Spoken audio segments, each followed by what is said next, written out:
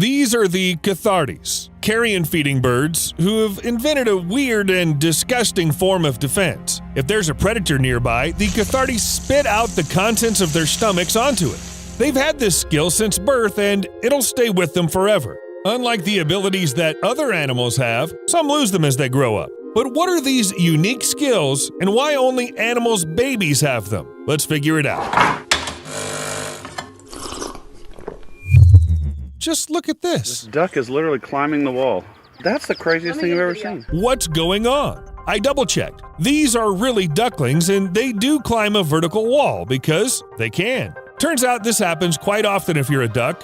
I'm not sure that nature designed ducklings to be climbers, but it happened anyway. It's all about the structure of their bodies. See for yourself. Little ducklings weigh from 1 to 1.5 ounces. That is just a little. They have tiny but very tenacious claws on their feet. Yes, a cute fluffy duckling can really scratch you till you bleed. Though most often these claws are used for climbing, like special equipment for climbers. The duckling's center of gravity is positioned in such a way they can crawl up on a vertical wall unless it's perfectly smooth. That is, the duckling probably can't climb a column made out of a solid piece of marble, but it can definitely handle brickwork. For additional support, chicks often press their tails against the wall, like woodpeckers. The result is, well, you can see for yourself. No need for a spider bite. Remember, with great power comes great responsibility. Okay, this is all very cool, and I'd even let the ducklings join the Avengers team. But why are they climbing walls anyway? Shouldn't the ducklings, splash around in some pond and look cute? That's right. They also follow their mother everywhere, though she is much more adapted to crossing rough terrain. Where she can jump or even fly, the ducklings can only climb. However, studies show that you don't need mother duck to make ducklings climb. Sometimes they're ready to climb the walls if there's a treat waiting for them above. But what about adult ducks? To be honest, I've never seen them climbing the walls. Does this mean that with age, the birds simply forget they once knew how to do this? Not quite. Even adult ducks have claws on their feet, which can help them climb, for example, a tree. But the ducks are too heavy to do stunts on the Spider-Man level. No number of claws will help when you have such an impressive body? Why should they improve their climbing skills when they can just fly wherever they need? It's faster and you definitely won't fall in the process. An adult duck will probably not be happy if it suddenly falls to the ground. It's much easier for ducklings. Have you seen how they jump off the cliffs? When you're small, you don't have to be scared. Fear is not real.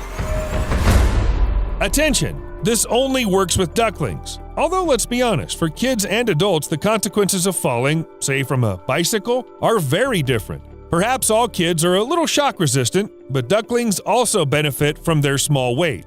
As I said, they're really very light. Also keep in mind, soft feathers, wings, and paws set apart in different directions, so it's not scary to fall from the height of the brick fence. Some ducks even nest in tree holes, and ducklings have no choice but to jump.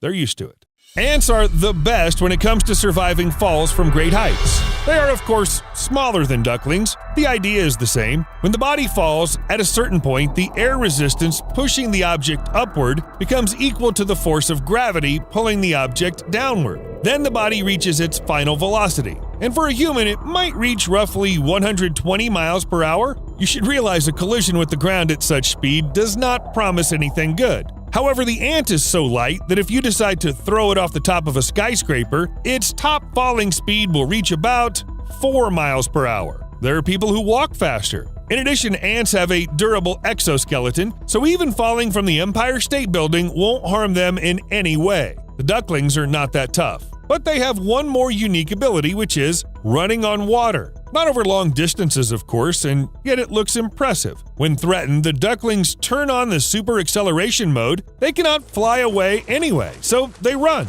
And they do it 9 times faster than if they were swimming. Adult ducks have the memory of this ability, but they only use it to take off. And now the really important question. Why only the babies get any special powers? Don't you think this is a little unfair?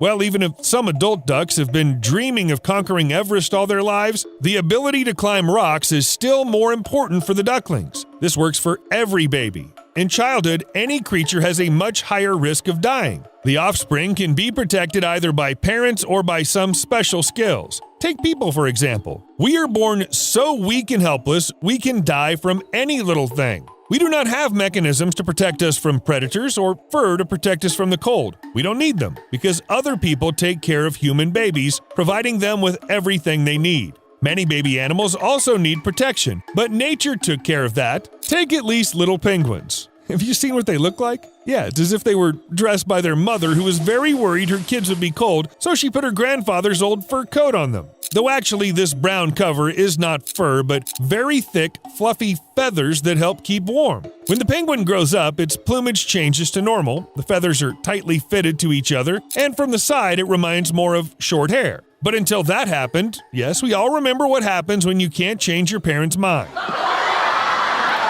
Oh my God! But what happens if you take away the unique skills of the animal? I'm not even talking about babies now. Everything is clear when it comes to them. The result is sad, but predictable. What about adults? Actually, there's a little difference. A giraffe without a long neck won't be able to reach the leaves from the trees and will lose the chance to fight for the female, which means it will die without leaving offspring.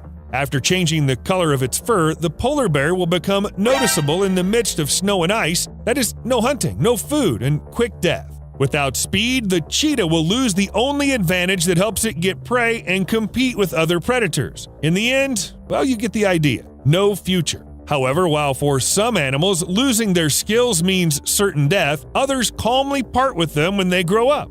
Chicks of Hoatzin, a tropical bird with a funny hairdo, not only have legs and wings, they also have claws on their thumbs. Yes, something like an inheritance from a great-great-grandmother who lived in the days of different pterodactyls. Since Hoatzin chicks cannot fly but swim well, they jump out of the nest onto the water at the slightest hint of danger, generally a solid plan, unless you're hunted by a crocodile. When the danger is gone, the chicks need to return to the nest before the mother notices they are wandering around unattended. The claws come in handy here. The Hoatzins cling to a tree and climb to the desired height, but as soon as the bird grows up, the claws disappear. Probably not to interfere with the flight, and while we're on the subject of wings, let's take a look at the chickens. Everyone knows that flying is not their strong suit. But it was not always this way. The red jungle fowl, the species from which the domesticated chickens descended about 8,000 years ago, flies excellently over short distances. Not quite like the eagle, but the result is still good. So why did domestic chickens lose this really useful ability?